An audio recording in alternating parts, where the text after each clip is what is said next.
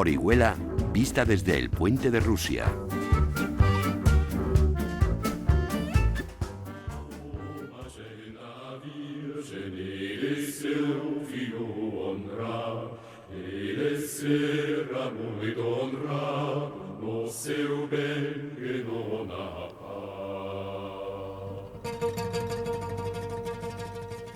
En el año del Señor de 1336 fallecía el cuarto Alfonso de Aragón, apodado el Benigno.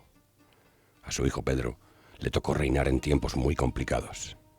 El hambre, la guerra y la peste llevaban siglos campando a sus anchas, pero nunca las tres plagas se habían manifestado juntas y con tanta virulencia. Al que fue el monarca aragonés más duradero después del conquistador, lo nombraron heredero con solo 5 años. Coronado en Zaragoza con 17, nunca fue lo que se dice un rey guerrero. Consciente de ello, desarrolló otras habilidades políticas que le valieron el sobrenombre de Pedro el Ceremonioso.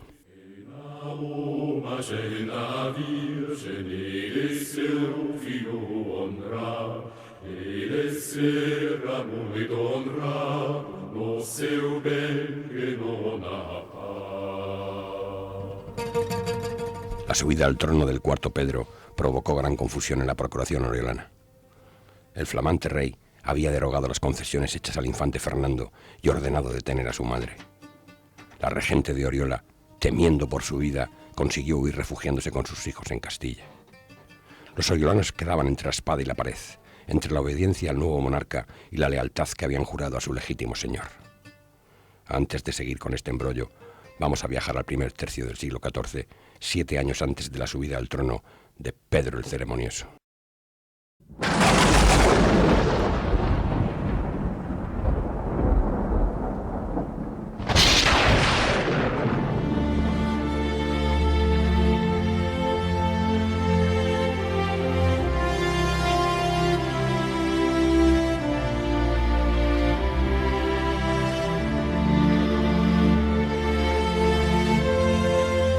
Las pezuñas del ganado y los cascos de las acémilas se hundían en el barro mientras los hombres trataban de ponerse a cubierto en medio de un aguacero a los pies de la sierra de Abanilla. De vuelta al camino, los pastores tropezaron con los despojos de 2 hombres. Nadie se había tomado siquiera el trabajo de echarles un puñado de tierra por encima. Aquello parecía un mal augurio. En sus oídos zumbaban noticias de malos tropiezos con almogávares granadinos y castellanos.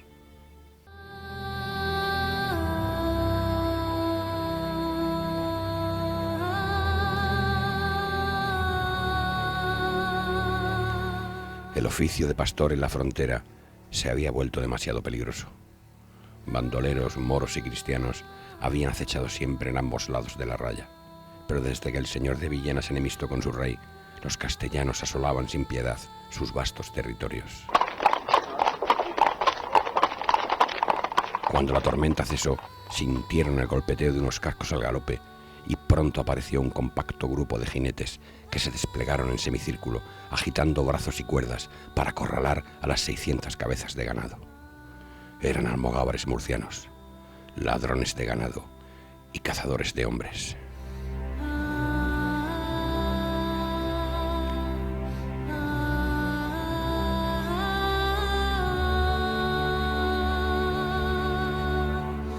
Al día siguiente, en el valle de Elda, otros 36 almogávares se apropiaron de 2.750 cabezas con sus correspondientes pastores. Las tropas locales salieron al galope para intentar dar caza a los bandidos, y al caer la noche los alcanzaron en el término de Oriola, recuperando 400 cabezas y a 5 de los pastores capturados. Pero los almogávares murcianos lograron atravesar la raya y ponerse a cubierto en Castilla con el resto del ganado. Alertado, Guillem de Limiñana, lugarteniente del procurador, convocó en apellido a la caballería oriolana y decidió seguir el rastro de los forajidos hasta la frontera.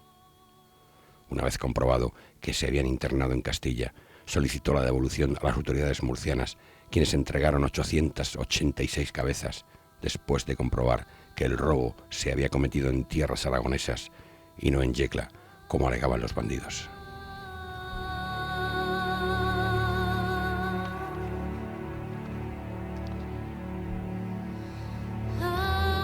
Estos y otros golpes se sucedían en las posesiones del señor de Villena, dentro de la jurisdicción aragonesa.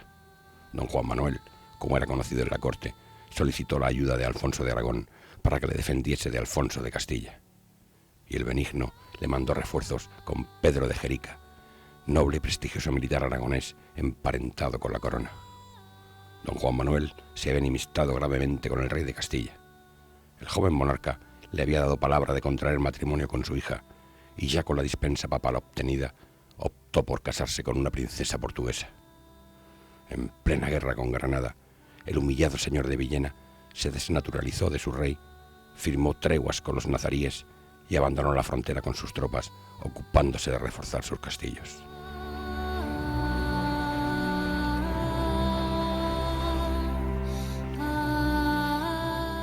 Don Juan Manuel era sobrino de Alfonso X el Sabio y yerno de Jaime II. Considerado el primer caballero de Castilla, su señorío se extendía por territorios de ambas coronas. Orgulloso de su estirpe real, había heredado de su padre el cargo de adelantado de Murcia y era muy rico y poderoso, un noble capaz de acuñar su propia moneda y de mantener un ejército privado de más de 1000 caballeros. El autor del Conde Lucanor fue sin duda un personaje singular y además pasó a la historia como el mejor escritor de su tiempo.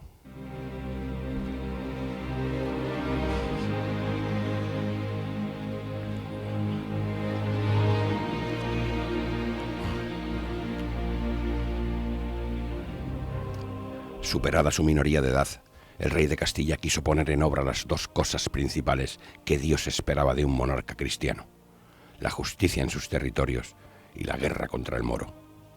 Los de Granada, sabiéndose amenazados, recurrieron al sultán de Marruecos. El peligro de una invasión africana forzó el entendimiento entre los Alfonsos de Castilla y de Aragón, concertando en Tarazona un tratado de mutuas facilidades para la guerra con Granada. Esta nueva situación política obligó a retirar el apoyo aragonés a don Juan Manuel, circunstancia que aprovecharon los castellanos para saquear el señorío de Villena.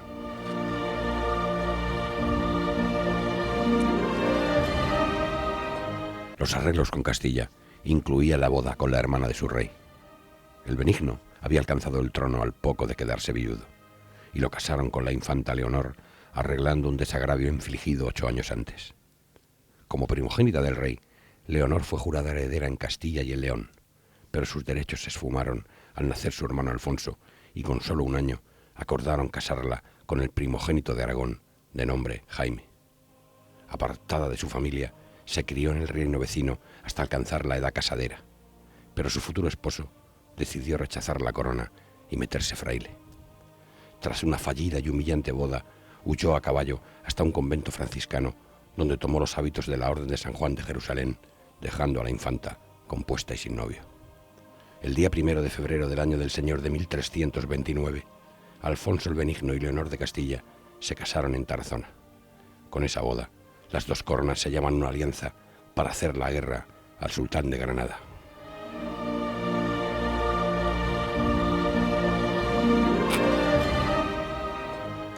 Pero nada se dijo del contingente militar que debía conducir el de Aragón, ni se marcó un plan para dar principio a la campaña.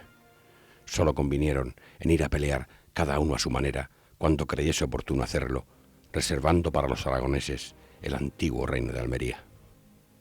Para que las fuerzas aragonesas entrasen poderosas y en gran número, las villas y lugares fronterizos de Castilla debían acogerlas dentro de sus muros y proporcionarles víveres. Y esta circunstancia tenía que quedar asegurada. En nombre de sus reyes, los súbditos de ambas coronas se comprometieron a prestarse mutuos juramentos antes de la Pascua de Resurrección. Aragón declaró formalmente la guerra a Granada. El reino de Murcia y la procuración de Oriola se convertían en una especie de lanzadera para ambos ejércitos.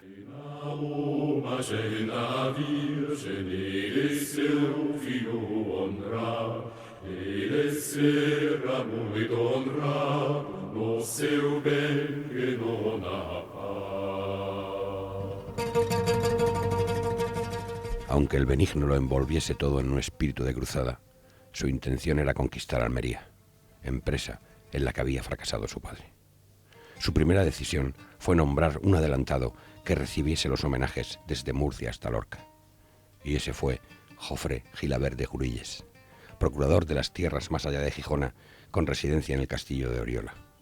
Un prestigioso militar y marino valenciano, conocido como el almirante Cruïlles.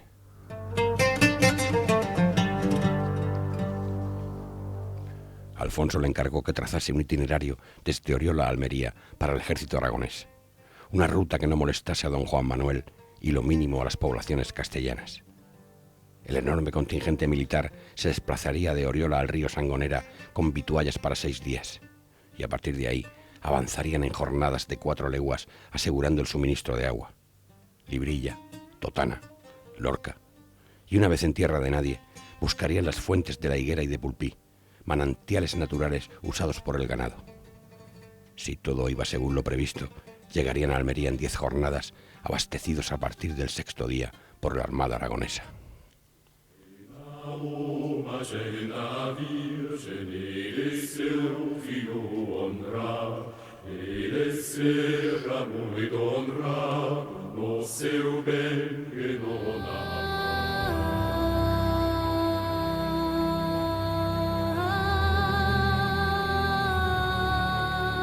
El primer encuentro de los dos adelantados tuvo lugar en las 5 alquerías, punto equidistante entre Murcia y Oriola. A Gilabert de Cruïlles, lugarteniente de Aragón, le pareció favorable la actitud del nuevo adelantado de Murcia, Pedro López de Ayala. Este caballero de la frontera era el sustituto del defenestrado señor de Villena y su antiguo vasallo. Durante la primavera del año 1329 se comenzó a acondicionar la zona fronteriza, pero el juramento de las ciudades, paso imprescindible acordado por los monarcas para antes de Pascua, seguía pendiente.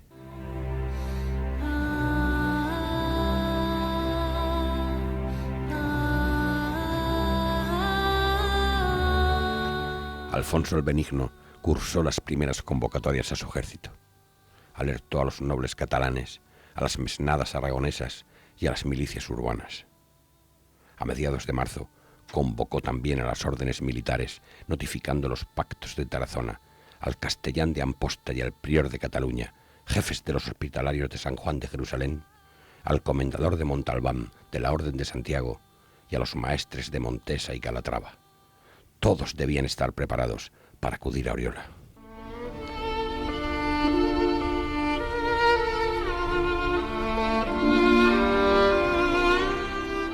Mientras tanto, en Castilla, al rey le afectó profundamente una dolencia terciana, unas calenturas que pusieron la corona al borde del precipicio. El joven Alfonso, con solo 18 años, no había tenido tiempo de engendrar a un heredero, y la abierta rebeldía de don Juan Manuel podía terminar en otra guerra civil por el trono.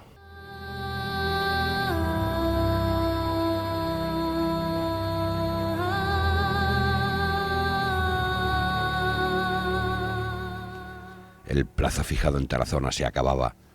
Oriolanos y murcianos no se entendían. Por fin, el sábado santo, Gilabert de Cruïlles recibía en Oriola al alcalde, al alguacil y a 2 jurados del concejo de Murcia con una carta del adelantado. Fijaban la fecha del juramento para ese mismo día. El procurador aragonés cabalgó de noche hasta Murcia acompañado de numerosa escolta. Por la avanzada hora, el ritual quedó interrumpido hasta el día siguiente. En el plazo de 15 días se sometieron el resto de ciudades murcianas, aceptando a las tropas aragonesas, pero recalcando que no aceptarían a las del de Villena si éste decidía unirse a la cruzada. Todas acabaron jurando menos Lorca, partidaria de don Juan Manuel. Así estaban las cosas en Castilla.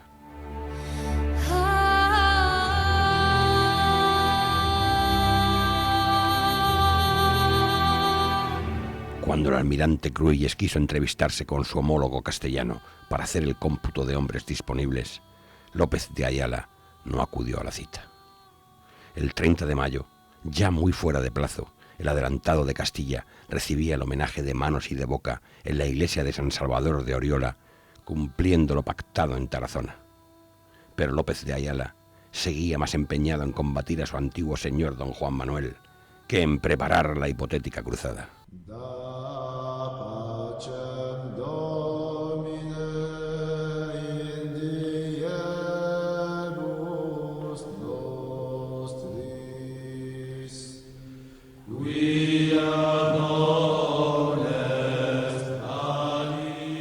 Felizmente superada su grave enfermedad, el rey de Castilla envió a Valencia al obispo de Cartagena.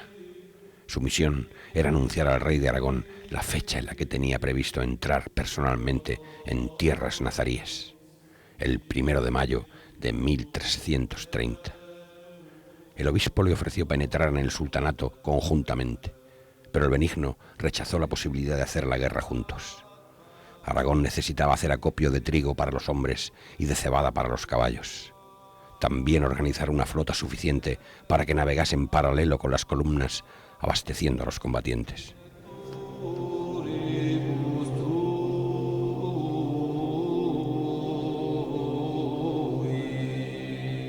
En el mes de julio, el adelantado castellano alertó al rey de Aragón de la presencia de tropas nazaríes y le solicitó un rápido envío de soldados. El Benigno mandó recado a todas las órdenes militares para que se reuniesen con él en Játiva. El castellán debía acudir con 50 caballos, el prior con 40, el maestre de Montesa con 60, el de Calatrava con 15 y el comendador de Montalbán con 20.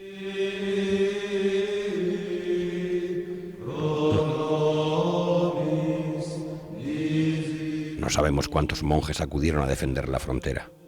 Quedó constancia de 3 comendadores de los hospitalarios que a mediados de agosto escribieron al rey desde Oriola para que los disculpase ante el maestre de su orden por no acudir a una cita en Aviñón.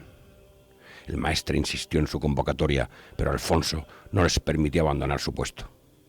El rey no entendía mejor causa para las órdenes militares que defender la frontera con el Islam.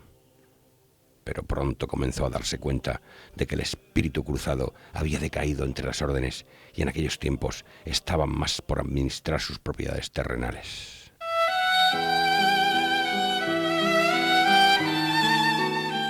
Al terminar el verano, Alfonso de Castilla y el rebelde don Juan Manuel hicieron las paces. El joven monarca comprendió que pacificar su territorio era un requisito imprescindible para emprender la cruzada. Aunque la decisión le costó sacrificar a su fiel adelantado López de Ayala para devolver el título al odiado señor de Villena.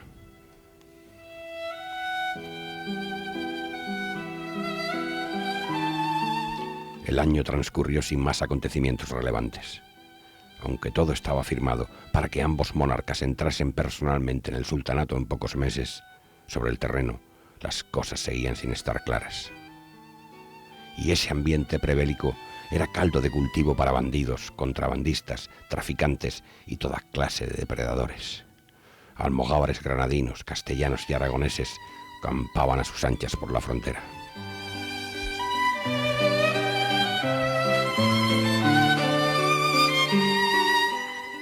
Mientras tanto, en Valencia se proyectaban las inmensas y costosas necesidades de la campaña: cereales, vino, armamento, barcos. Entre los preparativos de la cruzada nació el infante don Fernando, el hijo del rey de Aragón y de la hermana del rey de Castilla. La moza castellana, con 22 primaveras, sorbió tanto el seso del Benigno como para hacerle olvidar las promesas hechas a su padre, Jaime II, de no fraccionar sus territorios. Y no se conformó con obtener de su marido amplias donaciones territoriales.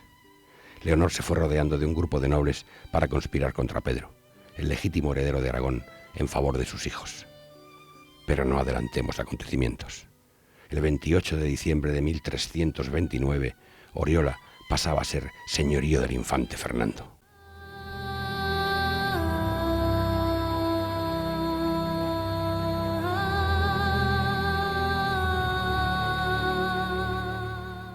Oriola, en el primer mes del año del Señor de 1330.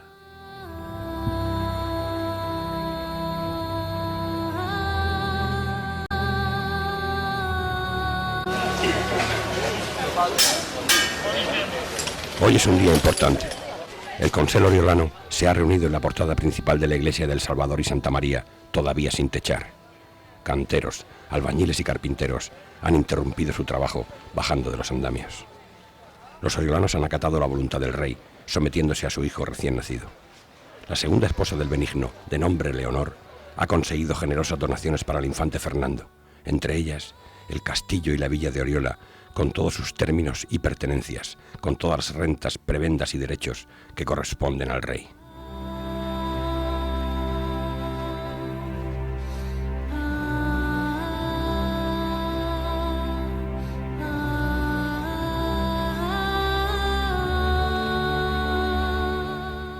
El Consell ha designado a Guillem Togores, Arnaldo Rosell, Domingo de Tona y Bartolomé de Fábregas para que viajen a Tarragona como síndicos y procuradores.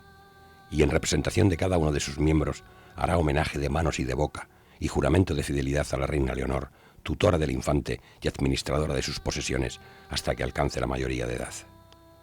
Quedan aparte las libertades, privilegios, fueros y buenos usos que disfrutan los oriolanos y que el rey se ha comprometido a mantener en su integridad.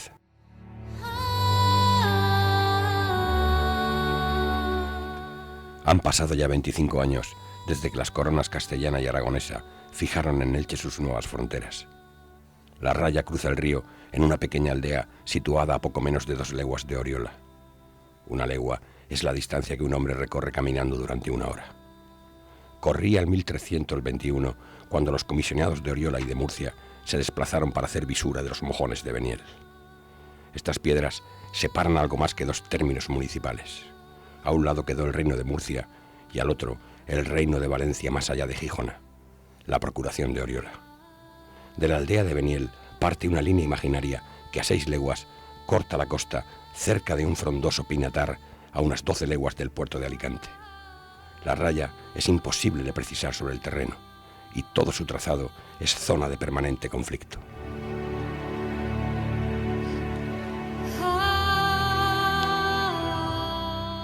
Separada del reino de Murcia, la procuración es un baluarte aragonés contra castellanos, granadinos y berberiscos, en el que destacaban 2 villas de realengo, Oriola con unas 1000 casas y Alicante con unas 350. Ambas son ahora propiedad del infante Fernando. 15 leguas le separan de los moros de Granada, siendo pasto de almogávares moros y cristianos, mercenarios sin escrúpulos que actúan al margen de las paces y de las treguas acordadas por los reyes. Como marca militar, Oriola necesita caballeros capaces de hacer frente a cualquier amenaza. Por eso, el caballo es la condición más importante para formar parte del Consell. Para ser caballero en la frontera, no se necesita demostrar un noble linaje. Es suficiente con mantener un caballo de silla, una espada, un escudo, una lanza y algún elemento para proteger al menos la cabeza, como la capucha de malla o el casco.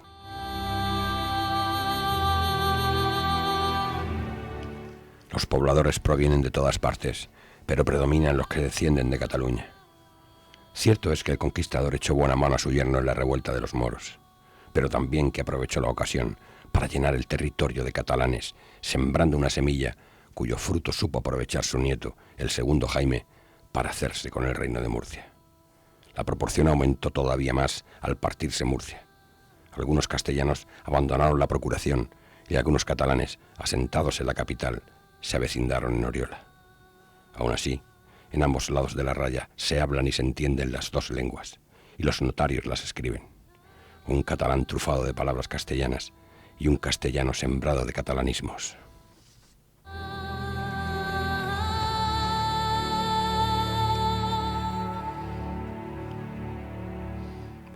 Aunque el 10º Alfonso de Castilla reconoció derechos a los moros, tras la revuelta los sacaron al arrabal. Los colonos que ocuparon sus viviendas quedaron muy sorprendidos al comprobar cómo vivían. Las casas de los moros eran tan pequeñas que los partidores entregaron varias para que cada poblador hiciese con ellas una en condiciones. Estaban cerradas al exterior y muy juntas entre ellas, con inmundos callejones ciegos a los que se accedía por calles ya muy angostas. A cambio, gozaban de patios interiores alejados de las miradas. Pero todo está cambiando. Los cristianos gustan de abrir las fachadas de sus casas a la calle y ostentar sus linajudos apellidos si los tienen. Llevan años ensanchando y regulando las calles principales para que se crucen al menos 2 carros. Los moros se conformaban con el espacio para 2 mulas cargadas. También andan eliminando los callejones privados y los baños públicos que sin utilidad son reconvertidos o derribados.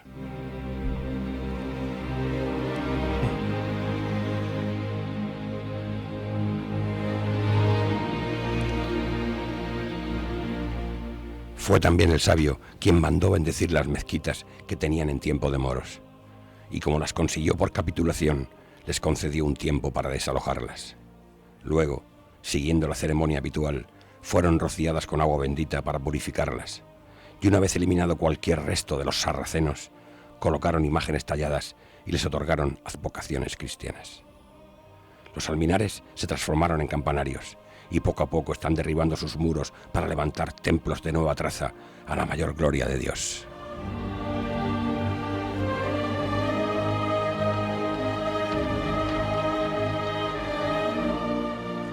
Por ser antes la mezquita mayor o aljama, es la del Salvador y Santa María la más principal de las iglesias. Las otras dos fueron consagradas a las santas Justa y Rufina y a Santiago Matamoros. Cada uno de los tres templos pasó a ser parroquia, quedando la ciudad dividida en 3 barrios o collaciones. La collación del Salvador solo está bien poblada en la parte más próxima al puente. Para favorecerla, el sabio les concedió la feria anual, la que antes celebraban en la Virgen de Agosto y ahora han pasado a después de San Miguel. También el mercado semanal de los miércoles, fomentando el asiento de comerciantes en una calle que forma parte del Camino Real de Valencia-Murcia y a la que empiezan a llamar de la feria. Esta vía principal atraviesa la villa enlazando la puerta de Crevillente con la de Murcia.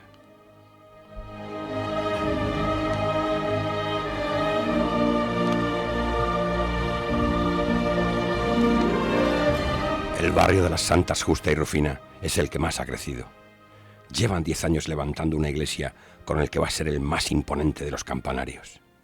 A espaldas del templo tenemos lo más cercano a una plaza mayor que se puede encontrar intramuros. Es más bien un conjunto de pequeñas plazuelas a la manera de los moros, un recinto que acoge el comercio. Desde que el segundo Jaime autorizó su instalación, hace pocos años, cuentan con 8 tablas de carnicería. Pero no son solo los comerciantes los que se sienten atraídos por la zona. Muchas familias nobles, como los Togores o los Masquefa, han instalado en el barrio sus residencias.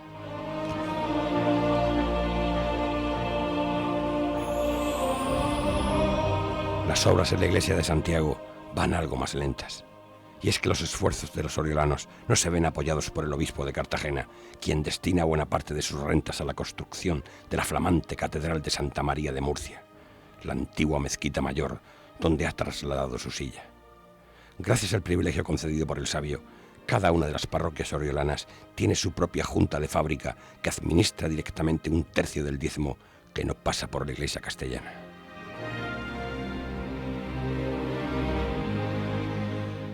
Los judíos viven en la peña, amurallados en su propio barrio, con la puerta principal muy cerca de Santa Justa.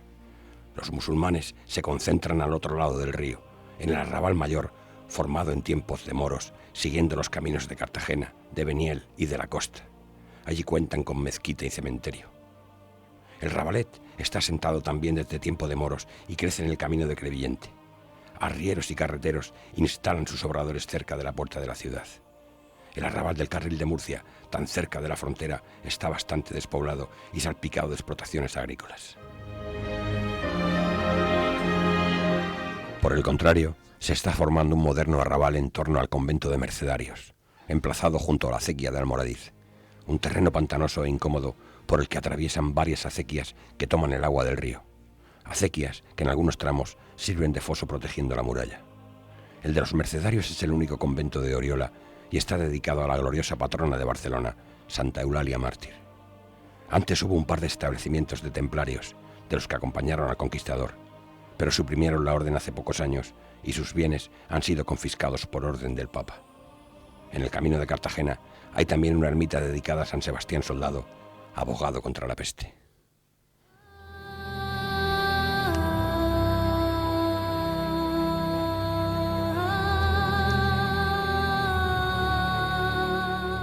En el asunto del cultivo de la tierra, las cosas se siguen haciendo como en tiempo de moros.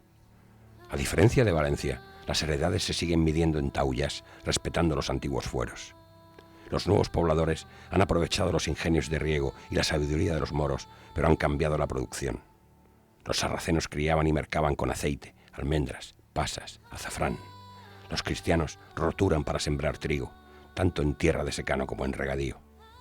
El río se desborda mucho, tanto que a veces se lleva el puente de madera y hay que reponerlo como pasó hace pocos años. Pero al irse, deja un lodo que vale tanto como el estiércol y las cosechas son muy generosas.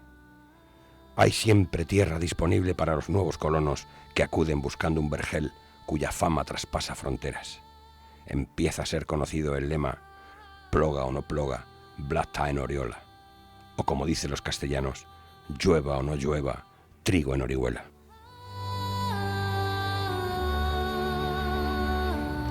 Su comercio está en manos de grandes familias terratenientes que utilizan campesinos moros, capataces cristianos y contables judíos. Lo embarcan en Alicante, en Elche, en Guardamar y desde hace poco tiempo en el Cap Cerver, el nuevo puerto de Oriola, una aldea costera recién fundada que cuenta con una dársena refugio de los vientos gracias a un promontorio. El rey lo libró de impuestos para animar a los mercaderes a comerciar con el trigo y la sal de la mata, pero queda demasiado lejos de la villa. Para llegar a la costa hay que recorrer más de 6 leguas por un tortuoso camino frecuentado por bandoleros.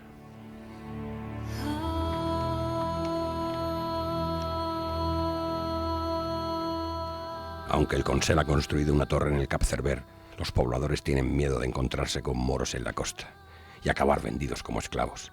Por eso, allí solo viven pescadores y algún corsario cristiano. Mientras el segundo Jaime quiso tomar la plaza de Almería, la flota del rey patrullaba las costas. Perdido el interés, las playas se han infectado de piratas granadinos y de corsarios castellanos que operan en Cartagena. El pillaje y el secuestro son negocio habitual. Se mire por donde se mire, la frontera es territorio hostil y Oriola, por tierra y por mar, es la frontera.